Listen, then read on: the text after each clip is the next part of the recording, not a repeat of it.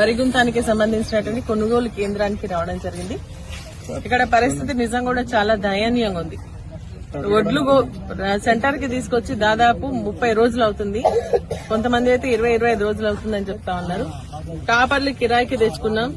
ఒక్కొక్క రోజుకు 15 అంటే ఒక్కొక్కరికి 150-200 దాకా మేము తెచ్చుకోవడం జరిగింది. టాపర్స్ ఒక్కొక్క దానికి 15 రూపాయలు చొప్పున మేము రెంట్ పే చేయాల్సి వస్తుంది. అంటే నెలకి 30 రోజులకు దగ్గర 2,000 రూపాయలు కేవలం టాపర్లకే మేము కిరాయి కట్టేటువంటి పరిస్థితి వస్తుంది అని చెప్పేసి చెప్తా ఉన్నారు. ఇక్కడ సెంటర్ స్టార్ట్ అయినా కూడా ఇంతవరకు ఒక గింజ కూడా కొనుగోలు చేయలేదు.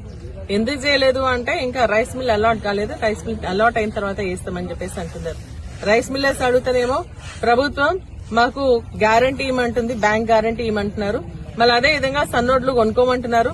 సన్నోడ్లు ఏంటంటే ఇంతకుముందు దొడ్డోడ్లేమో 68 కిలోలు ఇచ్చినాం. ఇప్పుడు సన్నయ్య కూడా 68 కిలోలు ఇవ్వమంటున్నారు. మొన్న అప్లికేషన్ మేడం వస్తే కూడా ఈ లోన్ మాట్లాడకపోతే రామన్న నేను ఇద్దరమే మాట్లాడి ఏమైతుంది తల్లి ఇప్పుడు ఏమైతుంది? బతుకమ్మ చీరలే పైసలు కొడతానే, పెన్షన్ ఇస్తానే, ఇది ఇస్తానే, అది ఇస్తానే, సీట్ మీద కూర్చొని ఉక్కుండి అయిపోయింది.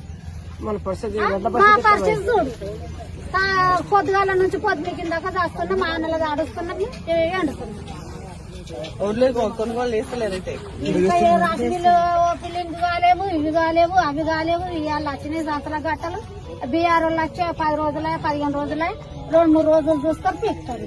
మన ఓట్ల మన పడతారు.